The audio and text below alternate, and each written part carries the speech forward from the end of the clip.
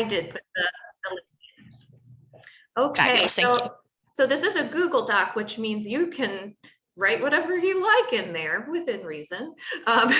So I have some things prepared, but I don't want to be the only one sharing ideas. I certainly don't consider myself an all-knowing person. I have some ideas, but let me go ahead and I'll share so that we can at least see what that's looking at. But as I mentioned, you can go into the Google Doc and actually add your responses. And let's get rid of that and go here. Okay. Is everybody able to see my screen? Yeah. Okay, perfect. So what I decided to focus on for this session is the idea of critical engagement. And prior to last year, when I participated in the APLU Achieving the Dream Communities of Practice, I was a facilitator for that. This was a topic that we discussed at length in those sessions. I like to start off by defining things just because maybe not everyone is familiar with this verbiage, but by critical engagement, we can mean a lot of different things. It includes helping students understand deep knowledge and the social importance of our discipline. So I think of Derek being like, well, it's math. How can it get into social importance? It can actually. Connecting course content to students' lived experiences and learning goals is part of critical engagement. And encouraging students to make judgments, apply knowledge, and solve problems rather than just going through that rote memorized process. So we think of this as sort of critical thinking is kind of that part of it. So I thought we would start kind of with a more narrow view and talk about what we can do as math faculty in our classroom to facilitate an individual level. And then we're going to kind of take a step back before we're finished for the day and look on a broader scale. So some of the ideas that I had kind of focusing in on the learning goals part of critical engagement was starting off by surveying students at the beginning of the semester. I know a lot of us do this, but actually have them set some goals for themselves and hold themselves accountable for those learning goals by actually sharing it with someone. And obviously we have limited time in our classroom, but this could be done in a discussion forum. This could be done very short with a partner or a small group, just letting someone in the classroom community know what the goal is for that student in being in the classroom, and they're making that connection. So I think that's probably a simple way to start the individual level.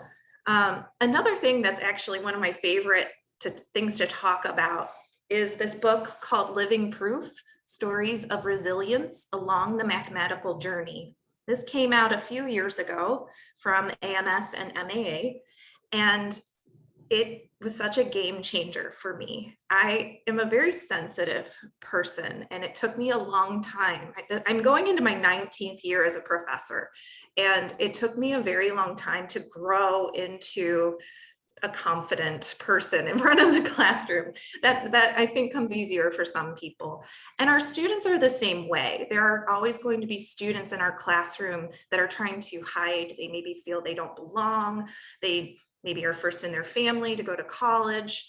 Maybe they don't look like the other students in the classroom and feel isolated that way. But it's kind of nice when you can actually look at accomplished mathematicians of a very diverse group and read their story of them overcoming their own imposter syndrome. And so this is free. It's actually a PDF that if you go to the website, you can download it. And the way I've incorporated this into my classroom, I'm the statistics coordinator at my school. And we use a co-requisite strategy. So we have a co-requisite course. And oftentimes there's maybe 5 minutes left at the end of that course. And so I'll have story time with them and I sit in my chair and it's a lot of fun. So we'll read the stories of kind of that connect to where the students are at that point in the semester. If they're trying to just feel like they belong, or maybe they just had a really rough test. So there's different parts to the book with very short essays. I highly encourage that you all check it out. The last idea that I had, and then feel free, I left spaces for people. You can type while I'm talking if you have an idea that you'd like to share. But I'll go ahead and cover my last topic, and that is focusing on tapping into students' prior knowledge and then scaffolding the assignments from there. So I do this in 2 different ways in my statistics classroom. The first way I actually just implemented for the first time last semester. I am doing an infographic project with the students, and that's where I have them picking their own topic, and I challenge them to find something that they're passionate about. And that can range from social justice issues to, I had a student who was a very intense gamer and collected all of his own data from these gaming tournaments for a game I have no idea even what it is or how to play it, but he really connected with the material that way.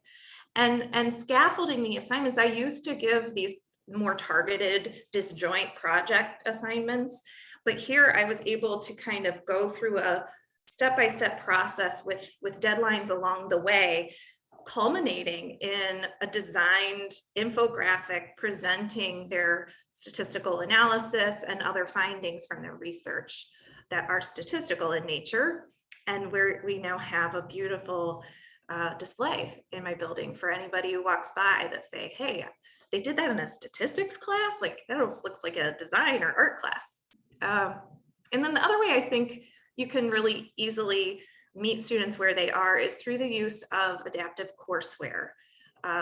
If it's not something you've tried, I'd highly recommend just diving in and giving it a shot.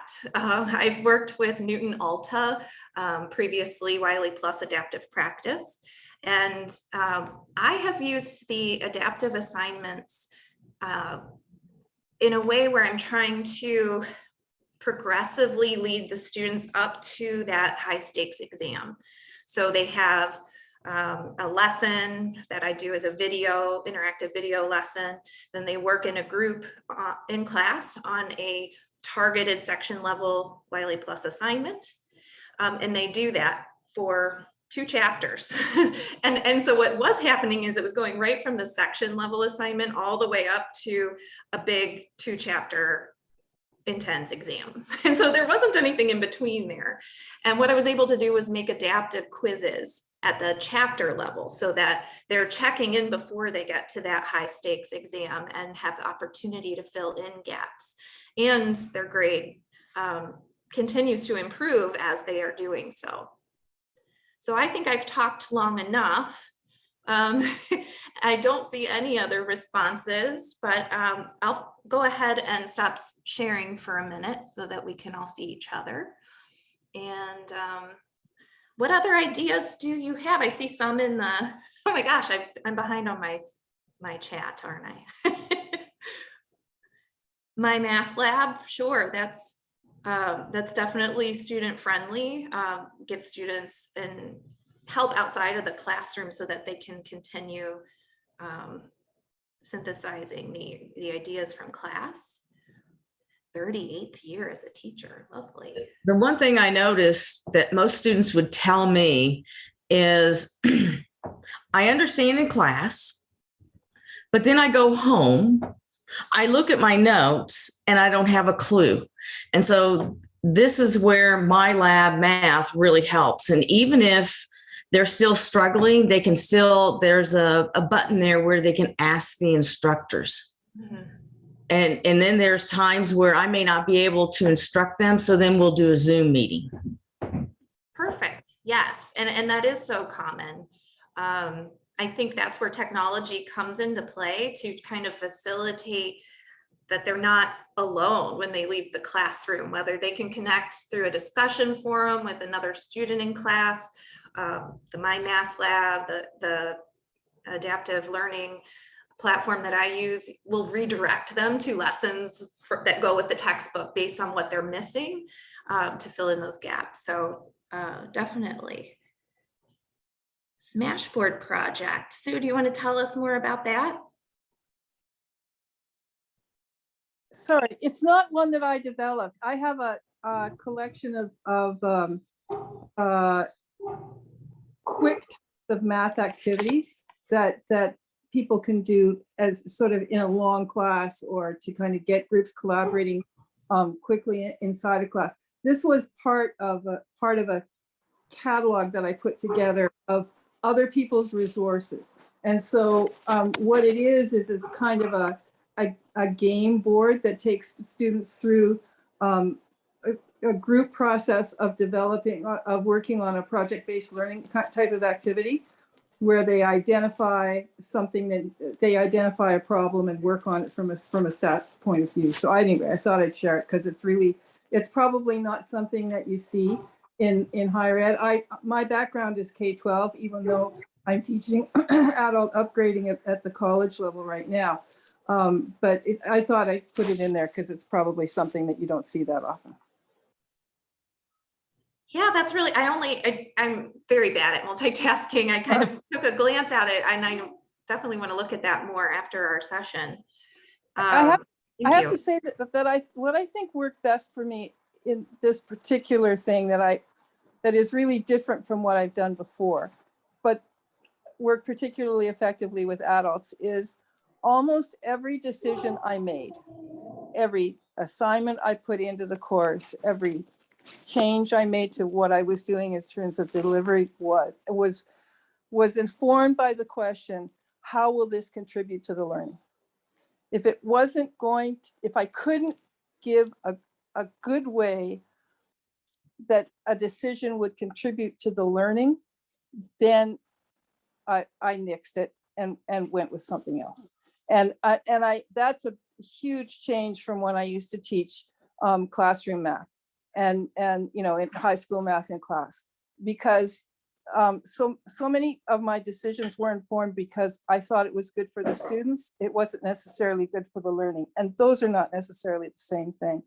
And so things that I'm struggling with now are like really how to make small changes that are going to make a big difference for different people, and how to recognize that, particularly in math, when you get adult students from different parts of the world coming together, that their way of having been taught something when they were young isn't necessarily the way we present it in North America.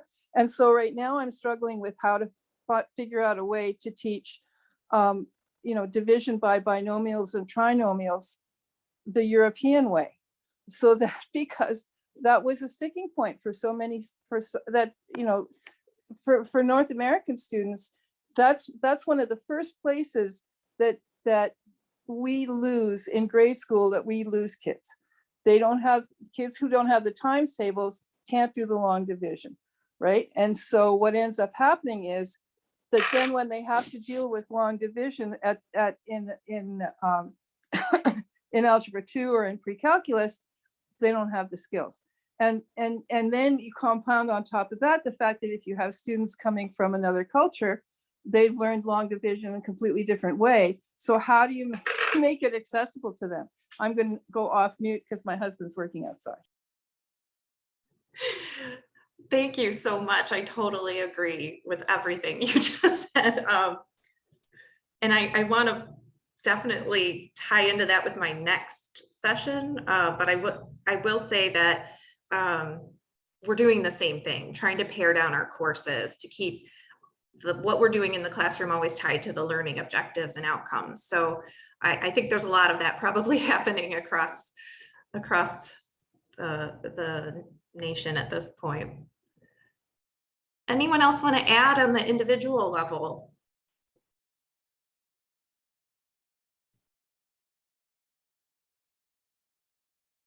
Okay, let me go ahead then, and since this is a good jumping off point to talk about how outcomes come into this, I'm going to go ahead and share my screen again. And let's see here. So the next thing I wanted to look at was question 2, what we as math faculty can do to facilitate an institutional level of critical engagement. And so what do I mean by institutional level? Using data about what students are learning and the learners themselves to inform your classroom. And I know there's a lot of buzz about that right now, and not necessarily a lot of instruction on how to do that. So I'm really curious to see what your thoughts will be on what the data that I can share with you. So actually just this last January on my campus, the big dashboard using Microsoft Power BI was released, and we have gotten all in on outcomes assessment, at trying to capture data for all of our students and what outcomes they are learning in a meaningful way. We've been doing this for years. We've been doing it in a really crappy way. I remember when I first came to the college, they had a literal piece of paper that we would write the outcome, and we would count on the paper exams how many met the outcome, and we would make a tally or something on this paper. And so I went to do a program review, and they hand me this stack of about 300 papers that I'm supposed to find meaning out of. It was absurd. And so things have sort of been gradual from that very slow starting point in 2004 to what I'm about to show you. So let's see here. How do I, there we go. So this is the dashboard that we have at my college, and perhaps your college or university is working on a similar thing. First of all, can everybody see it? Yes, okay. So yes, this is the culmination of a lot of people's very hard work, and we're looking at data from the entire college. And since it's the first year, the numbers are still probably smaller than they'll be. But what we're able to do is look at overall mastery rates for the outcomes. We can look at the gen ed outcomes that are all mapped to our course learning outcomes. And we also have these infused outcomes on my campus. From there, we can drill down. So I can look at, just for my division of science and math, how does this look? And this is really big, because what I never was able to do before this past year was see if there was a learning gap among different groups in my class. So here, if we just look at the entire division of science and math, you'll see there's various tabs along here. So I can look at outcome searches. If there's one particular learning outcome that I want to see how students did, I can narrow in on that. I can look based on different modalities. So were the students who learned in person doing better than those who learned online asynchronously or online live through WebEx? And this is, of course, the entire division. So we see quite a lot going on there. But the equity tab, this is a game changer. I never had a way of looking at my class results from an assessment instrument and breaking down how did the non-Pell eligible students do compared to the Pell eligible students. I can do that now. And that is important, and I'm not sure what to do with it just yet. But let's go ahead and look, just since we're all math people, that's what we really want to look at. So here's the math equity data. So we can look by race and ethnicity. We can look first generation or not. We don't know that about our students otherwise, unless we have them fill out some sort of survey and really do the legwork to track that level of data. If you are, hooray for you, but I'm not there yet. So this is really helpful for me. We can look at gender, oopsies, and how the students in the local high schools are doing compared to those who are actually on our campus, 24 and younger versus 25 and older. So again, a level of data that I had never had before. And as the coordinator for statistics, that's this course here, I can look at how is my assessment method, what is it showing? Is it showing a gap in a way that I don't want it to? And I think we can kind of see the answer is yes, it is showing an equity gap. And Katie, we So- have a question in the chat from Dr. Ellis asking, does your school collect this data? I guess, how is this data collected? And Yes. perfect. So it is all collected through Canvas, and that's actually what I was going to show you next. So good jumping off point. Oh, where did I put that?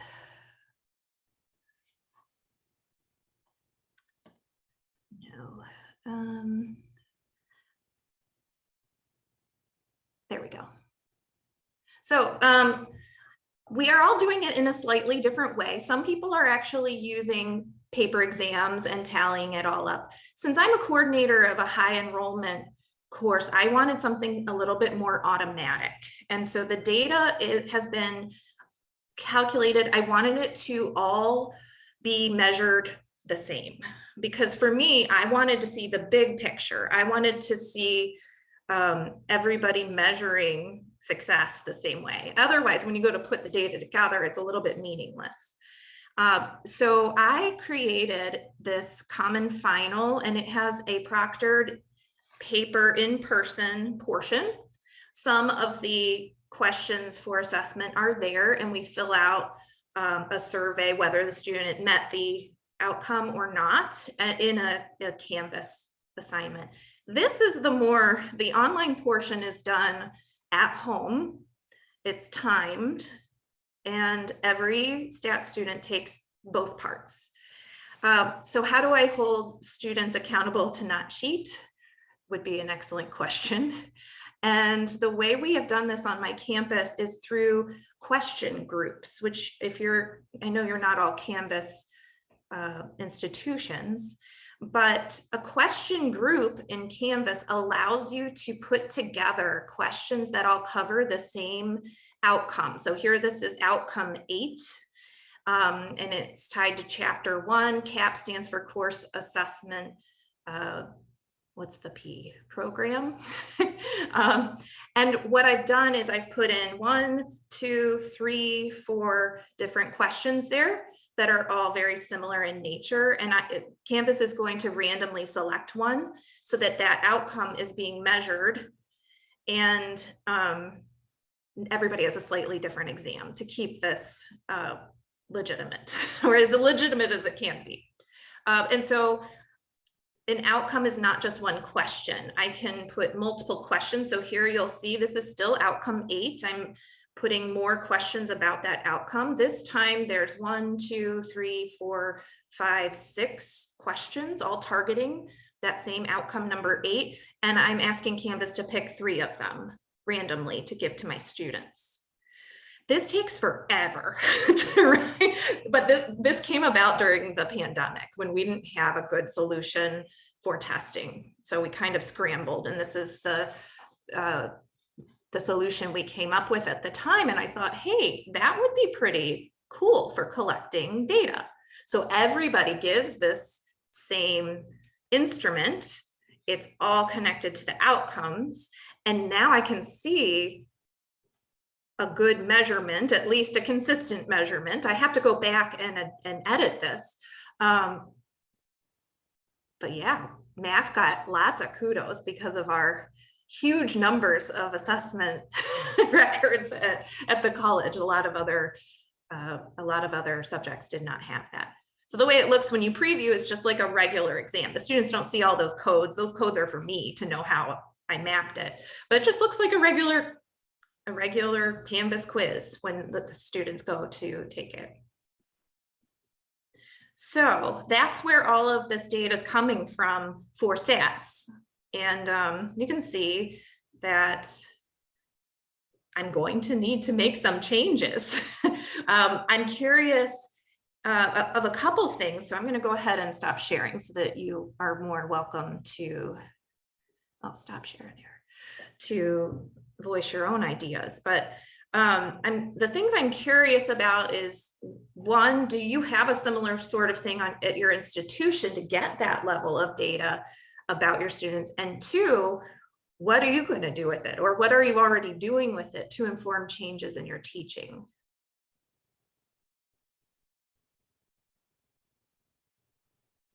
When I see Sue. We're just starting with Canvas. And the way that the person who is behind the scenes of our Canvas, we have to use a rubric. So are you using a rubric for each of those questions? No, only on the paper portion. If any of those questions are open response and we're using those for assessment, then there's a Canvas rubric we go through and fill out. But it's just a met the outcome or didn't meet the outcome rubric. This data is all captured. It's a quiz that has, you know, they were all multiple choice questions, which doesn't always work, which is why we have the paper short answer portion as well. But yeah, that's all collected automatically. So it's really easy for an adjunct faculty member then to jump on board with some pretty sophisticated assessment that is at least more meaningful than what we were doing in the past, where everybody's grading based on different expectations. I know people who grade math problems where it's full credit, half credit, no credit, and that's how they grade all the time. Maybe a small mistake is a -1. Well, I don't grade like that at all. I grade depending on the style of question, you know, how far did they get? And if they made a mistake early on, I try and figure out where they correct from there on out, and how many steps does that equate to? So grading takes forever for me. But if you're trying to put those things together, it really muddies the water. And I was a little bit afraid how the institution would use this data if I'm being, you know, very careful and making sure I'm being consistent in my grading, and somebody else is saying, well, they wrote some stuff, I'll just take off 2. I don't want people to be like, wow, they're doing a great job. What's going on in your class, Katie? So this way we're all using at least the same standard, and we develop the exam together so people can raise concerns. If they're like, that question is no good, can we switch that out? Then I'll go ahead and do that. That was a very long-winded answer, wasn't it? So what else? How many of you, is anybody doing anything at this level campus-wide with that assessment data that you know of?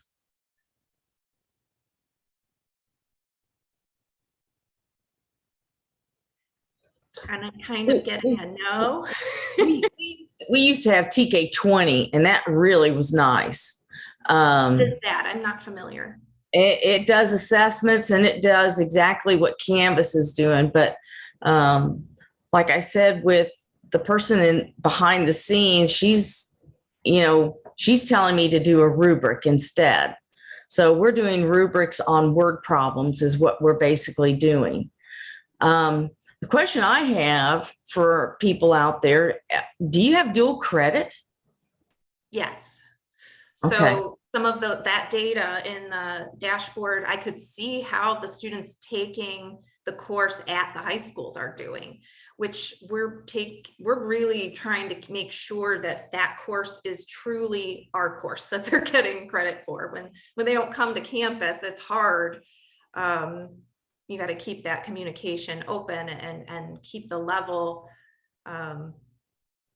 college level, and make sure it's not dipping down. But as you can see, the dual enrollment students were far outperforming our students. So good for them. I think it's because they have their top students Right. in the dual credit. And then the ones who come to the community college are the ones that were like middle of the road. Okay. Right. Weren't quite, ready for that dual credit course. Yeah, that absolutely could be. But it reassures me that they are learning what they're supposed to be learning. And that's what really ties me back to what Sue was saying earlier. Once you're designing a course, and of course, I'm only building this with a common final for collecting data. I could do this for lots of things in the course, but the only common assignment we give is that final. We don't give common exams across the board. But it really makes me start to think about, how would I design course activities that didn't meet the outcomes in some way? Or better question is, why would I? And so it's really helped keep the focus on the outcomes. and not just, oh, I think this topic's fun, let's do that today, which I definitely was guilty of, like many others. If you don't have this, and let me go ahead and share again. If you don't have anything like this at your college, chances are maybe they're working on it or in the early stages. I would start a conversation with your institutional research department. That would be the person to talk to and find out if they are using any kind of dashboard to collect assessment data. You can also contact APLU if you're having trouble getting data at your institution. They can provide resources there as well. So then how do we use this data to inform changes?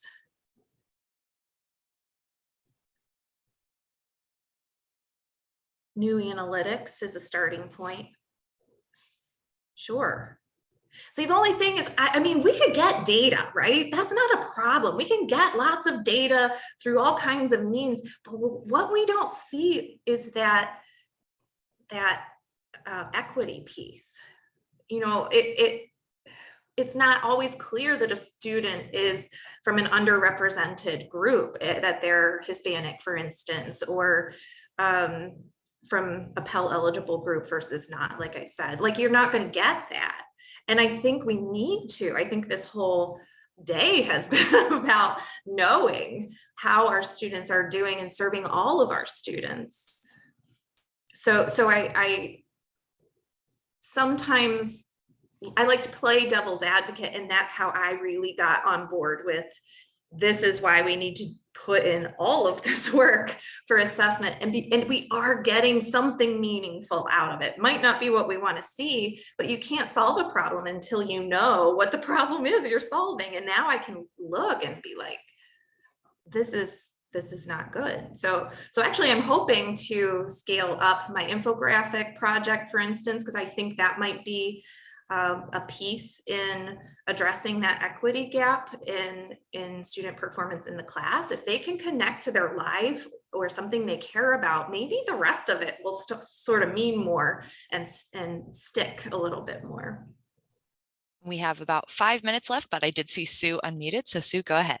I think your data is telling you that there is a problem. It's not telling you what the problem is. That to me is that's sort of the fine level that you're trying to get to. And when you work with upgrading students, you like I do, you have to assume that they're all coming in with a history of having struggled in math. When I began from that assumption, then what I looked at is, well, because it was a small class, I could look at on an individual basis where the struggle came from, and how I could handle that inside the class without bumping the student down to a remedial level, because that is typically what's happened, is that a student who's come into they're mostly students, for example, who want to go into nursing or medical type of professions, and so they have to have this course to get through. I mean, if they don't get it and they don't get through, and if they don't get a good enough mark, they don't get to the top of the waiting list, right? So when they're going to the next level, and so it had to do with trying to figure out how to take a student, for example, who couldn't solve fractions, and not say to him, well, you have to go back and learn fractions before you could do this. How I could figure out how I could give him a way to learn the stuff that he needed to know about fractions in order to be able to do the pre-calculus. And for another student, what she had to learn was how to be more self-managing, so that if I put 3 options for a homework assignment into something, she didn't automatically feel she had to do everything in order to be perfect. So it has to do with, I think, student personas, and this comes from learning experience design. I think you have to be moved from your data to getting a sense of who the personas are in there, where their problems are coming from. And they'll be different depending on combination of individual, cultural, and life, former teaching kinds of factors. And I think once you look at user experience design or learning experience design to get to a sense of personas, then you can begin to develop, well, these kinds of students I'm going to tend to deal with this way, and these kinds of students I can work with this way, and these and so forth. Now that gets you a little closer to the individual level. It doesn't solve every individual's problem, but it gets you to a sense of, now I have these statistics. Now, what are the problems for? They're not going to be the same for every person from a particular cultural group. They're going to be different. So how can I put together these math background learning personas so that I have a sense of who that student is, where their problems kind of came from, and how can I simultaneously, remediate a missing skill and keep them on track in the course at the same time. Beautifully said. Can you just travel in my back pocket? Yes, there's not a magic bullet. You're exactly right. And what's going to work for one student isn't necessarily going to work for another. And we've known this. There's going to be best practices. So part of what you were talking about was the remediation. We've seen great improvements on our campus with the co-requisite course. Meeting students where they are. That's been a big part of it for sure. But there is a space between, we have to solve each individual's problems and we can begin to cluster them into groups. Because when you work with math students over kind of remedial math students over a long enough time, you begin to get a sense of where did their problems probably emanate? What particular areas are they going to need help in order to be successful in my course? And where did some of this, why do they have some, like where did the problems come from? And not only that, the other piece of the persona is how have they incorporated those problems? Have they simply become people who don't think that they can do math, but this is their last hope, right? I mean, and those are the students who came to my class, who come to my class. This is their last hope at a solid job in something that's going to feed their families and give them security and a pension. And this is the one thing they have to do to get through. I mean, it's huge on the level, on the life-changing level. So I have to kind of get to understand them on a math phobic scale, right? Where are they in there? And what's been their learning trajectory? And, and so you can develop these personas. And if you look at the user experience literature and the user experience design literature and the learner experience design literature, and look up personas, you'll get a sense of that's where you need to go from your data. And from there, you're going to get to, then you begin to make individual decisions, but you can kind of get groups, and they're pretty solid. In math, my Sue, I hate to cut you off. We are out of time, unfortunately. So I typed my email in the chat. Sorry, and Katie has a critical appointment, so I promised I would help her get there on time. But I typed my email in the chat, and I think this idea of the personas and knowing those groups and understanding them and kind of using that as a development to really help and really looking at some of that not quite emotional trauma, that might be a strong word, but it's the first to come to mind. So feel free to send me anything that you would like to include, because I know folks have stayed on this whole time, so thank you so much.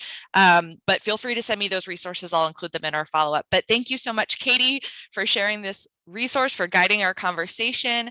Thank you all for being active participants. Camera ons or off. We really appreciate you all joining us today. And we do have one last session before the end of the day that we'll transition to in just a moment. So thank you, Katie. Feel free to hop off. I will post the Zoom link for our next meeting on designing for equity and digital learning with digital technologies, educational technologies. So thank you all. And I'm happy to stay on just if anyone else has closing comments.